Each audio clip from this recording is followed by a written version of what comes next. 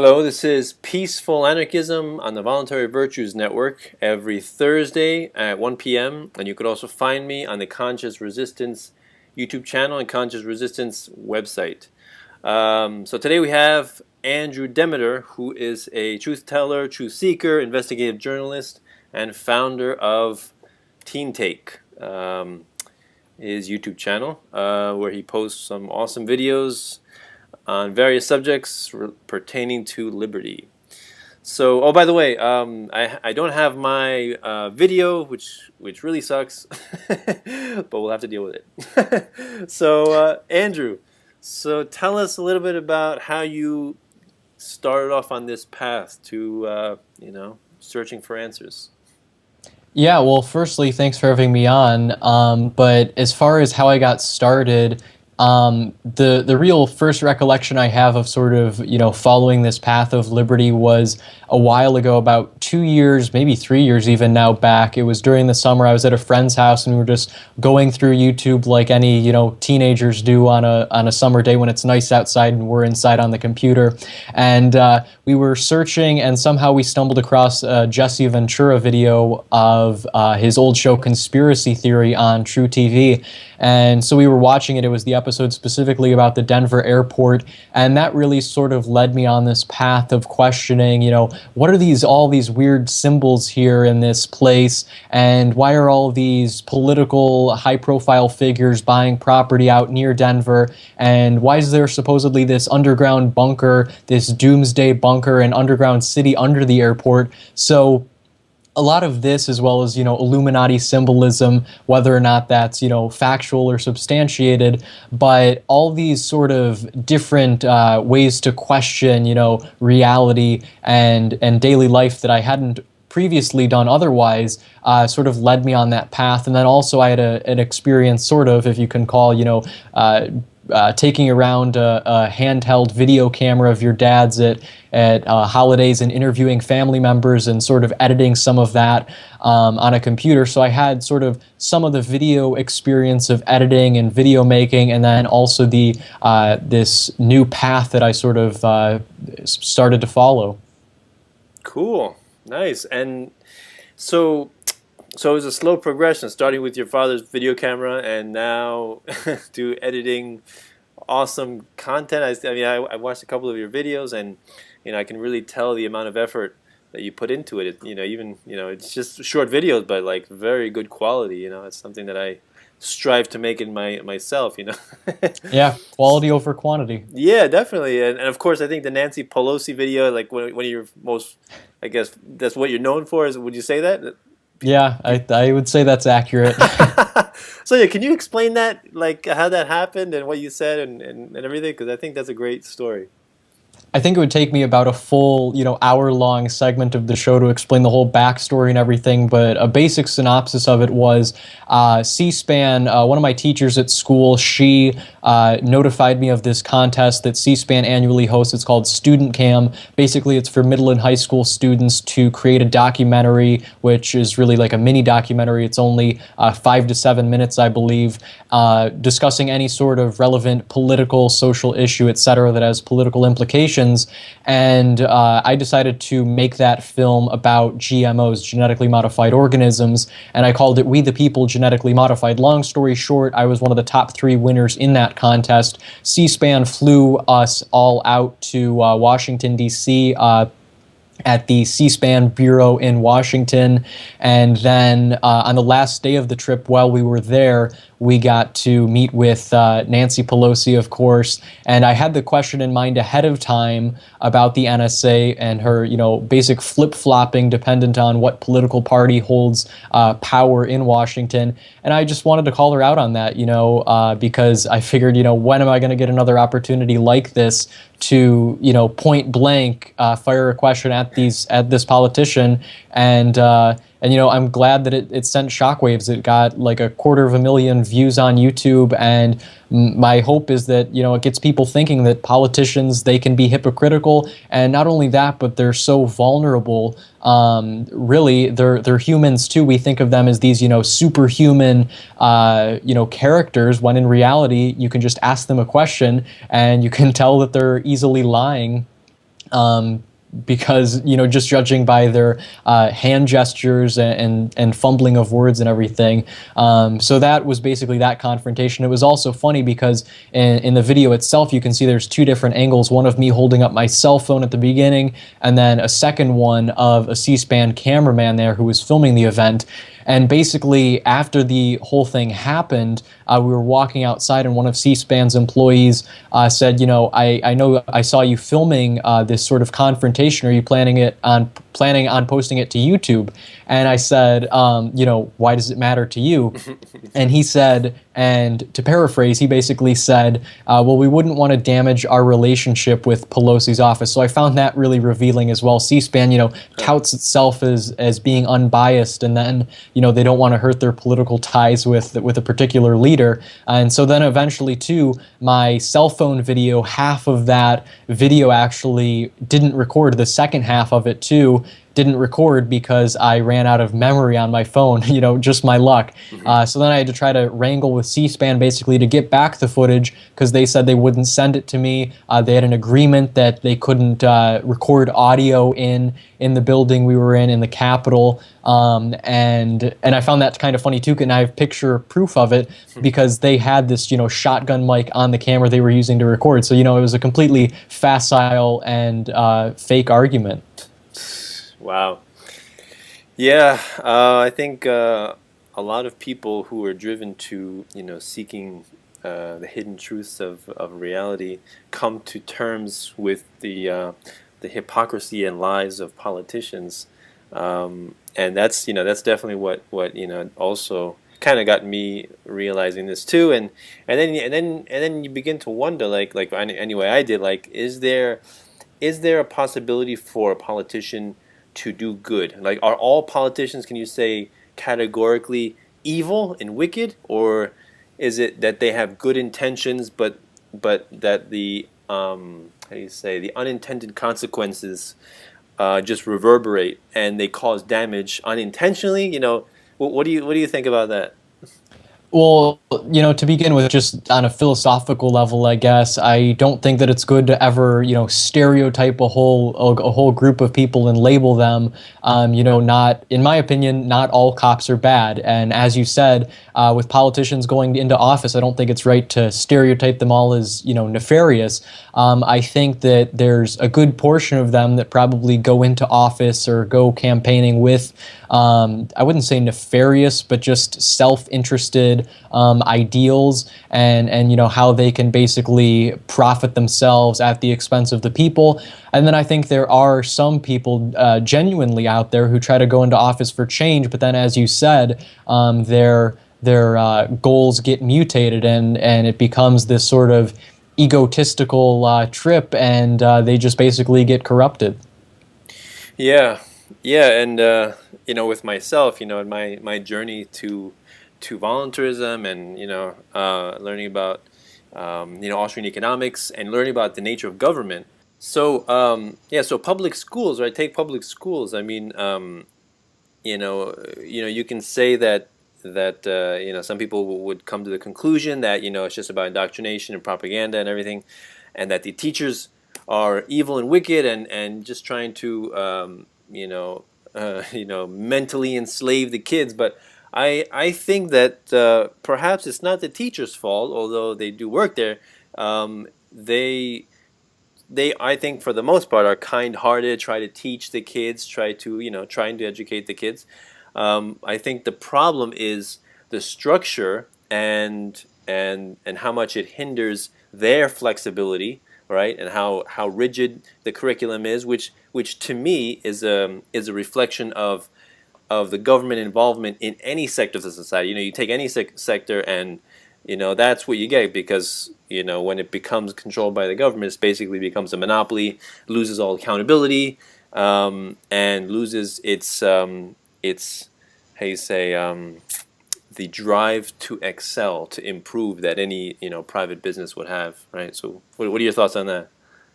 Yeah, It's just really unfortunate. It seems like you said, these teachers are victimized almost. Some people would look at them and say, oh, the teachers are supposed to be, responsible for, not only teaching these kids, but also making them want to learn. And like you said, I think the fundamental problem is this government control, because for example, the standards of education are basically control. Well, the standards of education are controlled by the state, and instead of fundamentally evaluating the curriculum, for example, and saying oh, maybe we no longer need to teach this very complex form of math, for example, because well, calculators technology has innovated to the point where it can basically do it for us.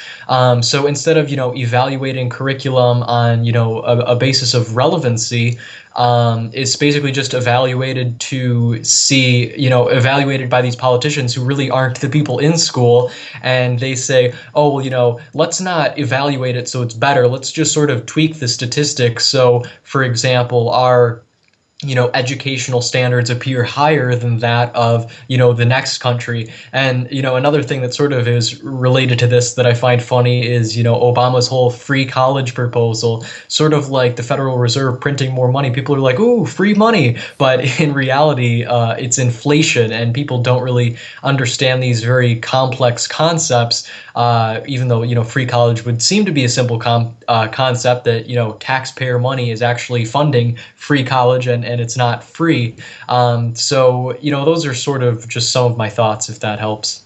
Yeah, I forgot to ask you. I usually ask this in the beginning, but what books or podcasts or online personalities have influenced you the most? Other than you mentioned Ventura, Jesse right? Yeah, Ventura. Jesse Ventura. Other than him, any other like books or articles or shows that really influenced you? Books I should be reading more of, really, but it's not too political of a book, really. But I recently just read a book called The Food Babe Way by Vani Hari. She's all about food activism and everything, and food transparency, which to me I think is one of the most important issues. It has a little bit less to do with politics, but it's still very much so influenced by politics and this conflict of interest and the corporatocracy, of course, of these corporations basically controlling everything in our food supply, and it's pretty frightening, the amount of intimacy they have with government. So that's one book that I've read. As far as other shows, we were mentioning Anarchast. Since I was a guest on Jeff's show, I have watched some more of his conversations with people, and those are very enlightening. Otherwise, I occasionally watch RT. One of my favorite shows was Breaking the Set. Unfortunately, Abby Barton is no longer producing that show. I've sent her a couple emails to try to interview her, and hopefully I will be doing so in the next month or so. But so those are sort of some of my inspirations. And like I said, I should be reading more books. Yeah, actually, I did see the Fran Drescher video that you made. That was really amazing. How did you get her on, by the way? Just curious. Well, unfortunately, I wish I could tell a tall tale like a politician and make it sound more interesting than it actually was, and make it sound like I had some, secretive insider tactics or a special connection to Fran. But in reality, I just saw a couple. I interviewed her like a month and a half ago or something, and in December or so, I think it was around there, she was doing some Indiegogo fundraiser online for her organization. Freudian slip, no, just kidding. Anyway, she was kidding. Anyway, she was doing this online fundraiser, a crowdsourcing or crowdfunding project for her organization called Cancer Schmancer, which is about mitigating cancer. One of the subtopics of that being food, of course, genetically modified organisms. Whether or not there's the relation.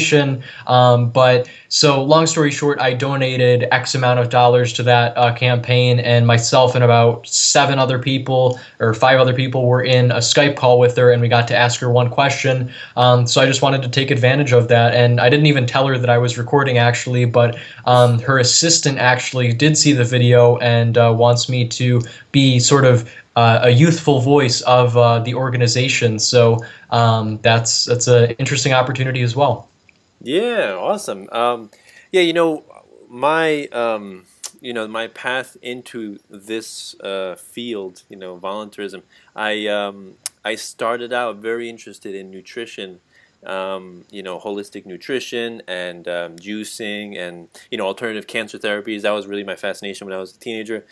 I'm an acupuncturist and Chinese herbalist and Eastern nutritionist. So I studied that myself, and then I did an additional reading and research after that. So that's really what got me into learning about the whole GMO topics and about vaccinations, which is really big into the news right now. And learning about Monsanto and DuPont and Syngenta and all that. And then I got to realizing, like, a lot of people, they vilify these enormous mega corporations, and rightly so. But then again, the problem, like a lot of them say, it's all for the bottom line. They all say it's all for the bottom line. They don't care about human life, quality of life. It's just all for the bottom line. But in essence, it's not really profits. I think that's evil, right? Because the core, the local family, small mom and pop shop, they're trying to make a profit, right? They're going for their bottom line, right? But I think what really people they don't really make the connection, especially those Wall Street, what do you call it, Occupy Wall Street, right?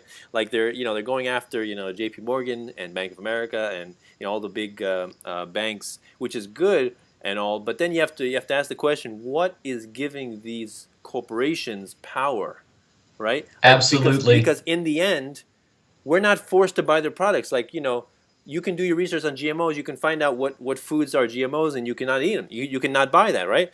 And so in the end, if people do learn about it, do a boycott, they can't survive. So what are your thoughts on Exactly. that? I think that you hit the nail on the head right there.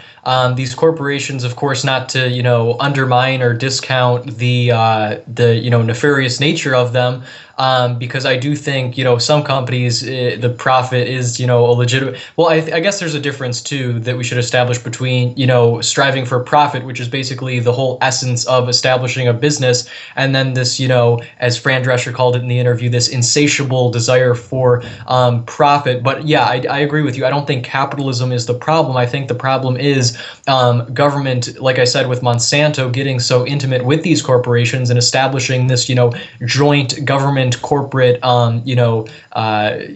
monopoly, if you will. And like you said too, in a free market, this wouldn't happen, because if people didn't like Monsanto, they'd go out of business, as they should, if a company is, producing things nefariously. So I think that's absolutely the case. And like you said, at the bottom of or at the end of the day, it all comes down to the power of the dollar. And that's obviously a whole nother thing that we could go into. The Federal Reserve and money and how that works. So basically, I agree. I don't think corporations are necessarily evil. I think the role government has in, giving them a sort of judicial immunity like they do with Monsanto, or this sort of monopolistic precedent, I think that is more concerning.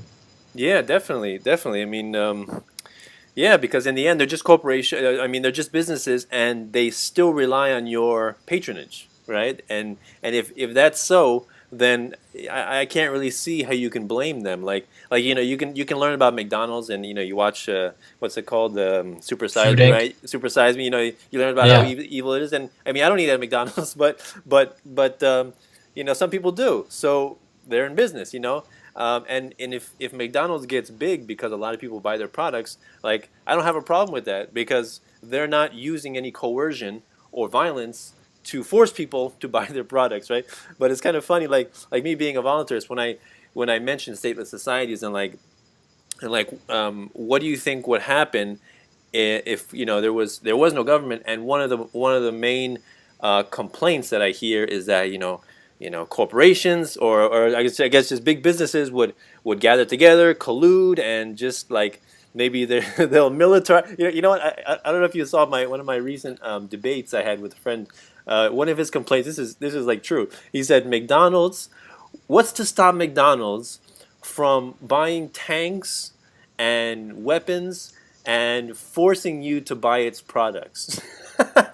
I mean that's basically what Obamacare, the Affordable Care Act, is. No, Yeah, it but is. like you said, I would argue sort of on your point that corporations, that we have the free choice to choose them or not. To some extent, I do agree, and I think we obviously still have the free choice to choose them. But like I said, this intimacy between government and private industry, like I said with Monsanto specifically, Obama in 2013, it might have been. I'm not sure. I'm not good with dates. But he signed into law the Farmers Assurance Provision, which literally gives Monsanto judicial immunity. So I think that's, you said using coercion and everything. I think that is sort of a case of using coercion, that they're not responsible like a business should be for, the effects of its products and, being ethical. No, you're exactly right, and I'm not defending Monsanto in the slightest at all, because they are a special interest group, and they are, catering to the monopoly on violence, which is government, for sovereign immunity or protection, right? Like you said, I think it's the Monsanto Protection Act. I think it's called, right? Like buried into the Farmers Bill, like Hmm. where if a person is injured by a GMO, that they can't be sued, right? I But they think guarantee you the products are but safe, they guarantee, yeah, all natural. and they don't want to label it either, right? Exactly. But And they're so proud of their science. They go to the extent of patenting it. They're so proud. yeah, yeah, yeah, yeah. So it's it's definitely steeped in a lot of hypocrisy and contradictions. But yeah, I talk a lot about the free market again, and just when you give businesses freedom to practice or to run their business the way they want, to hire whomever they want, to pay them whomever they want. You do away with minimum wage laws. Um, I really can't see how there will be enormous results in prosperity as a result of that. We look out into the economy, and I mean, who looks out into the economy? A bunch of people just trading. That's basically what the economy is. Just a bunch of people just trading back and forth spontaneously, right? There's no central authority saying you have to buy from this person. No, we choose who we buy stuff from, right? It's fundamentally Or so we would hope. yeah, I mean fundamentally it's anarchic. We have no central authority choosing for us. We still have that choice, um, and so I think that it should always follow that when people make voluntary choices, that there will be prosperity. Like, how can you think that if you take that equation and you involve violence and putting guns to the heads of employers and entrepreneurs, how that would have beneficial and productive results, or increase their productivity? Like, how can I don't understand how people can think that. Have you Yeah, encountered? it's crazy, and it reminds me of a story that I recently covered as well in Colorado, I believe it was. There was a bakery there, and basically this customer ordered or wanted to order a cake there that said on it "God hates gays" in icing, and he wanted to order that cake, and the bakery owner, she said, this defies my religious beliefs. I'm not going to do that. And basically, this guy, because he didn't get his way, typical of someone who likes government or uses it to defend itself, he went to some division of civil liberties or something, which is sort of ironic. And he said he tried to file some lawsuit or something, and I don't know if it's still ongoing or if it failed or what, but it's just ridiculous. Like you said, exchange should be voluntary. We should be able to associate and exchange with who we choose, not having to be forced to serve a customer. It's absurd.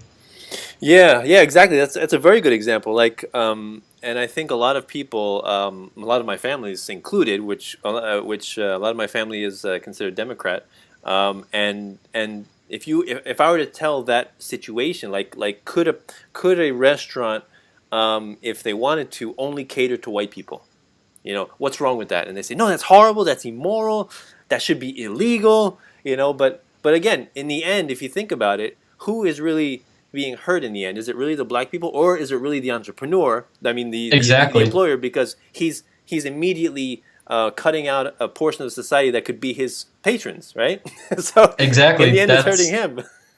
That's the point that I made in the video too. The businesses, the companies that tolerate the most people will make the most profit. And again, going back to the definition of business, the goal is to create profit. So ultimately, it's hurting the business. Now, it's sort of like a fine line, I guess, because people say oh, discrimination, but at the same time, it's hurting the business people. So that's the business person's choice, not to say I agree or disagree with that, but at the end of the day, the person should have the choice to choose who they do or do not want to serve. Yeah, just like we say, the customer has the option to where they want to buy, so that the business owner should have the option whether he wants to take on that customer, right? And it kind of reminds me of when people say that women are discriminated against because most of the top CEO positions are men, right? and so it leaves me wondering. And also they say that women are paid like what, like a quarter less than men on average, something like that. And so if you think about it, like if that's true, if women are indeed paid much less, and they're equally competent as men, in those fields, why isn't it then that these businesses would want to hire these women in mass and pay them that much less to save money, right? like if they're really the same, at the same competence and intelligence level. So I mean it's not to say women are stupid. I'm just saying that different people have different inclinations to work. Like I don't hear the feminists complaining. There's not enough women in the construction field. There's not enough women garbage women. There's not enough. There's not enough. Working in the sewage factories. And I think it would be fair to say also that if they don't like what they're being paid, they're free to leave that job too. They're not being forced to stay there. Now, of course, that's not to say they might be dependent on that, of course, for an income to live their life. But there is also that freedom associated with it of voluntary association. Yeah, definitely. Like. That's that reminds me of some of the Marxists and the communists / socialists who think that the employer is exploiting the evil capitalist pig, exploiting the worker for their own selfish gains, and paying them slave wages and things like that. But again, like you said, it's a completely voluntary contract. Nobody forced the person to work there, right? They have options where they want to work, right? There's so many different things. You can reduce the standard of your living, the cost of your living. You can improve your skill set, get a different job, open your own business, right? So you have many different options, and so there is no force whatsoever keeping you there. So if you really don't like it, then you are free to leave. It is a completely voluntary contract, right? Yeah, except, I think we're assuming too when we're saying this, all this stuff about freedom. I think that's, assuming that government isn't involved, of course, because of, in most cases, if not all, when they do become involved, then it becomes, an issue of intervention and going against the free market, which, is our natural inclination. Yeah, like talking about the Federal Reserve, like you said, a lot of people, just because that's all they know. That's all they know is the Federal Reserve controlling the money system, the monetary system. They can't imagine any other way. I think that's the appeal to antiquity, logical fallacy. If it has been, it must always be, right? and so people, and then I tell people, like, what is the goal of the Federal Reserve? Like, what's its mission statement? So their mission statement is to preserve the value of the U.S. dollar, right? So, I think they've sort of failed at that goal. Yeah, 98% destroyed, right? At least. Like, how good is that? Yeah, it's absurd, and going back to tradition, that's also a common thread that I notice. Oh, this is the way it's always been, so we must keep it that way. Except for the people who voted for change with Obama, but. Yeah, I mean, it's crazy that people just can't think outside this, predetermined box of thought that they're really born into, geographically and in every other way. And, this is why things like books and the internet are just so empowering because, like we mentioned earlier, these things are decentralized. Well, at least in the case of internet, not really books, but these things, or the internet's so decentralized, it allows all these different points of views, and it's just so enlightening and empowering. So, all right. So before we sign off, let me just ask you real quick about your views on like homeschooling and unschooling, and if you know of any kids that have been homeschooled or unschooled, and if I don't think you've done a video on that, right? I actually have. It was a while ago. Okay. I honestly, I'm a little rusty on like some of the talking points that I used in the video. But basically, I think it's a great idea. You know, if parents have the time and are able, I think it's a great way to go about. Obviously, I have no personal experience with it, but I don't see why anyone wouldn't. You can, stray away from what the state wants to teach you and all this state curriculum and actually, learn what you're interested in. And I think that's really all that we retain in life. We don't retain, these mathematical formulas and all these diagrams and history books unless we're passionate about it. Of course, that's the caveat. You retain and learn, or you should learn what you're passionate about because that's all that you end up retaining, because you hold it with a certain precedence, for lack of a better word, or a certain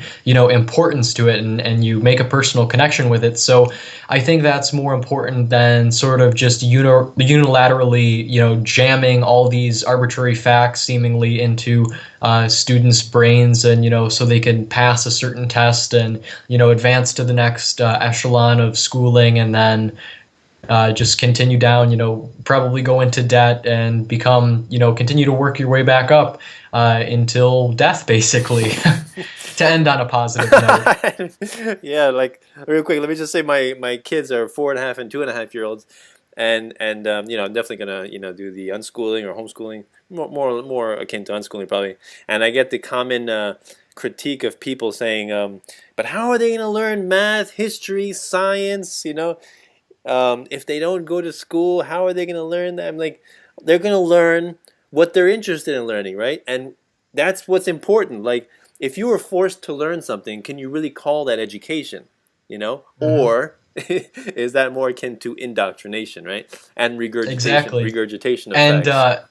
one of the arguments too that I used in that video that I did on homeschooling was if you, and I read it in a book. I don't claim to have the original idea or anything, but in this one book I read, I believe it was like a compilation of essays on voluntarism, and it was like something about parenting too. You could find the book on Amazon if that helps. But anyway, one of the arguments used in that was, if you miss the day of preschool in which you learn how to count from 1 to 10, or learn all the colors or letters of the alphabet or something, are you never going to learn that? If you learn if you learn on that day that the color of the sky is blue, and if you miss that day, are you just never going to learn that? It's crazy. We learn so much from instinct too, and language is a great example. Nobody forces into our heads language. We, as children, learn and assimilate to language because of our curiosity.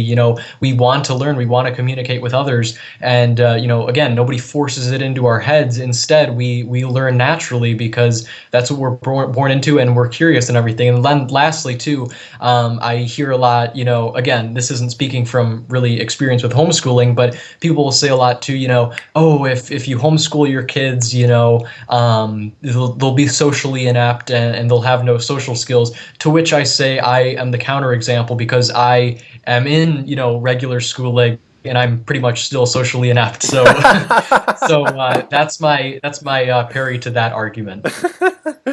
Yeah, I was kind of shy and quiet also. I didn't really care to make all that many friends. I was like more into studying astronomy and theoretical physics, cosmology, and Eastern philosophy, Western philosophy. So oh yeah, and I also started the chess club from ninth grade to 12th grade. So There you so I go. was I was I was the popular jock kid. Just like me. Yeah, but awesome. So why don't you let people know where they can find your work? Sure, youtube.com/teentake, TEENTAKE is probably the best place to go. Other than that, I'm also on Facebook, Andrew Demeter, Demeter. And basically, I don't use any other social media, so YouTube and Facebook are probably your best bets. So you're not a Twitter guy? I have one. It's slash Demeter Andrew, but I don't really tweet too much. So, but if you feel so inclined, go ahead. Yeah, I never really got into Twitter myself either. I just I don't know. Just I mean, I guess it's useful, but I don't know. Just some things that I can't I can't get a hang of. It's for all the trendy kids. Is it? Yeah, I guess so. But awesome, Andrew. Thank you very much for the conversation. Thank you. So this is Peaceful Anarchism on the Voluntary Virtues Network and the Conscious Resistance YouTube channel. Wishing everyone have a wonderful day. Take care.